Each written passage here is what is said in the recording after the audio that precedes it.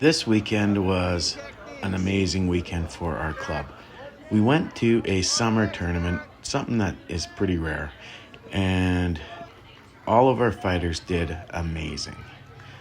Barrett, who you see here, won one first place and one second place medal and had a lot of fights. He did amazing. He was always using forward pressure, was always pushing the pace. Now, this is a tournament that is judged on activity, the amount of strikes you land, and not judged like a Muay Thai tournament, but judged by head kicks having like more points and things like that. Not judged the way that we're used to, but to still do good and still be in there in a tournament like this is amazing. One thing I love about Master Hussein Demirji's tournaments is that he lets the practitioners, lets the fighters bang a little bit. He lets them have real contact and get really tested, because it's important to be able to functionally overcome being hit. Now the kids, he puts a lot of protective gear on, so he keeps them safe, but he lets them go in a realistic way. And that is important in my opinion, because you don't want children practicing martial arts and not knowing how to fight. If they have to defend themselves, they got to know how to fight. They got to know how to hit, and they got to know what it's like to be hit. So tournaments like this are really helpful, and they do a lot for children. They do a lot for everybody. They teach you to overcome fear and anxiety. They teach you to work through being hurt. They teach you to have camaraderie with people that you are competing against. They teach you a lot about respect. There's just so much development that can happen in these kinds of tournaments. And if you're on the outside looking in, it may look like it's violent, but you should see the support these kids give each other. This is a community. I love going to the kickboxing community, the Muay Thai community in Calgary. The clubs there are awesome. The respect is real. And this club is no different. They are a Sanda club, and Master Demirji is starting a non-profit organization in Canada that I am going to be a part of. And there was a lot that went on this weekend that was a culmination of the last year's work. This last year has been a really important year for our gym. I've made some achievements that have opened up new training opportunities and new disciplines. Now this is Emmett, one of our teenagers that come to the gym, and you can see here that these kids aren't holding back. This was Emmett's first tournament. He did amazing. He showed so much composure, and he fought hard. He fought well.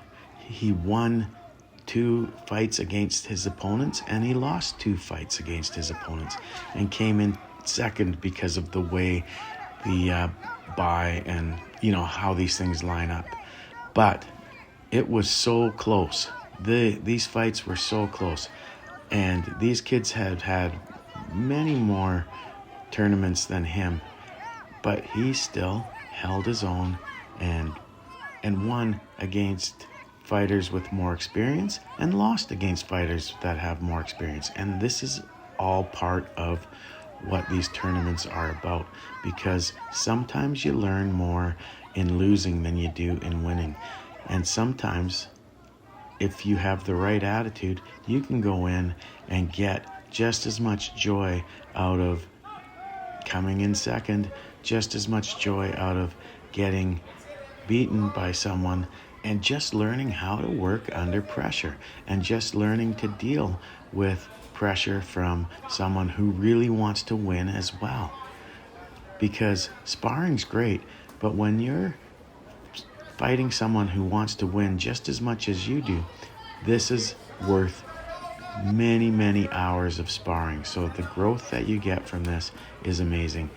And the respect and, camaraderie that was shown with this group of fighters and our fighters was amazing. You come to these events and it's just like coming into a family, an extended part of your family.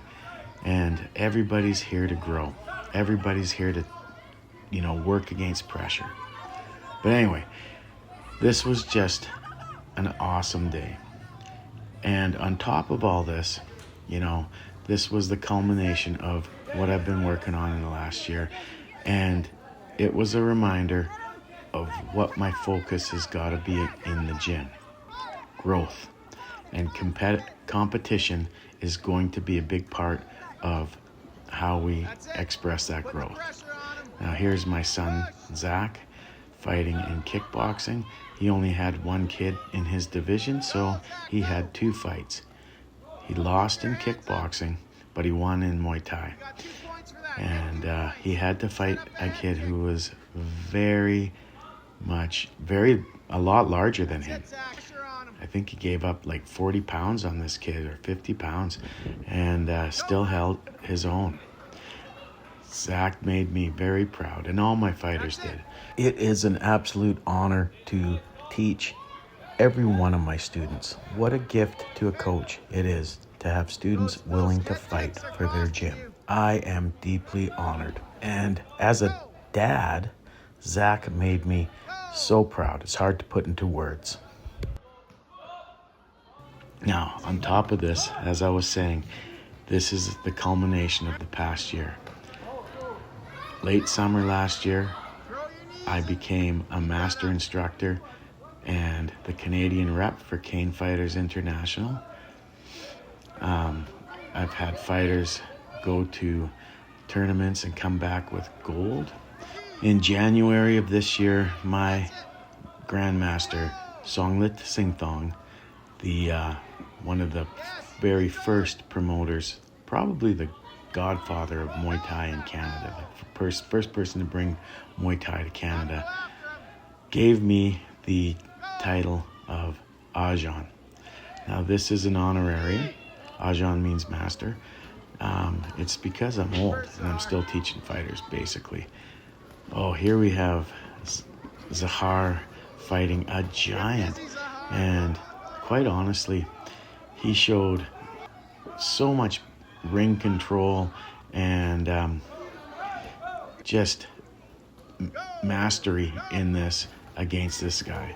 Of course, there's always mistakes, and this guy was a good fighter, don't get me wrong, and he was a young man with a fiery heart, but he was a kind man. I talked to him after. He was respectful, and he gave me the biggest sweaty hug I've ever gotten. I was so happy that he had fun, and he got the victory in these matches against my fighters.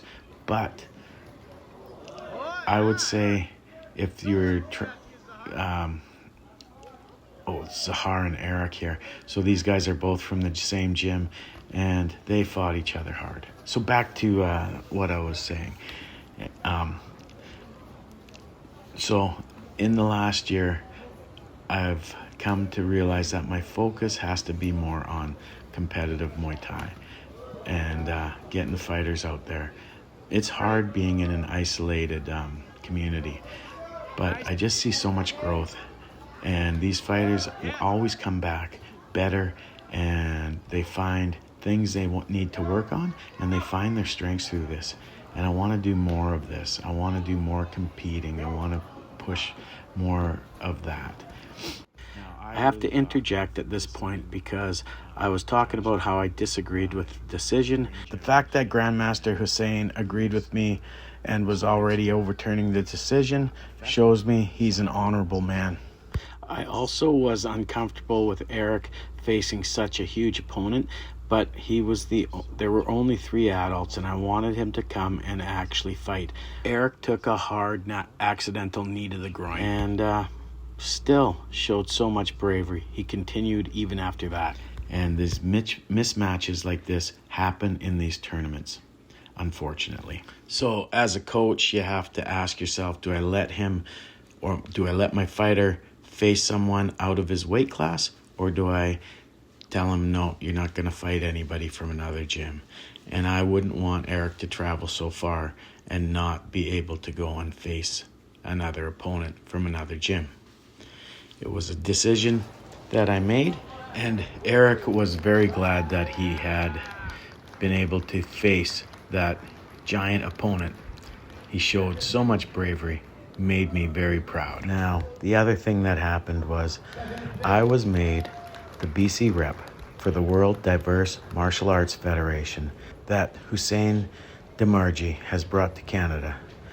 And he awarded me the title of Grandmaster for my years in the martial arts community. Now, I don't know what it is to be an Ajahn or a Grandmaster, but I do know that this was a great honor to be given. So, for me, this is something that I will cherish, and this is a title that I will try to live up to be the best version of myself that I can be. I don't want anybody using the title because I don't really like titles, because I meet everyone on an even playing field, and titles can get in the way of that. But what I will do is I will try to live up to what a Grandmaster should be. I will try to put my community, my fighters, my students, the parents who support my gym, and what my gym does in the community of Cranbrook first. I will try to always be a better person, and over the years I have made many mistakes and done many wrongs, but I have always tried to learn from those. I have always tried to be a better person, and that's what I think a Grandmaster should do. And that's the journey I'm on. And I'm honored and proud to be having people come on the journey with me and support me on this journey, because it wasn't me who got me there. It was my fighters showing that our gym has something to offer to the community, to the martial arts community abroad, to the kickboxing and Muay Thai community. And that makes me very proud. Thank you to all my students, all my fighters, and everyone who've helped support our gym. Thank you for staying to the end of this long video. Have an amazing day. All right, so I didn't actually prepare anything to say. I want to speak from my heart. What my idea of being a Grandmaster is and what it really is are two different things. I'm very proud to receive this from my good friend and my brother, Master Hussein. What really matters to me is what you were saying, community, building strong children, building children with a positive attitude, bravery, and the ability to protect themselves and be strong in life. Community is really what I love about martial arts.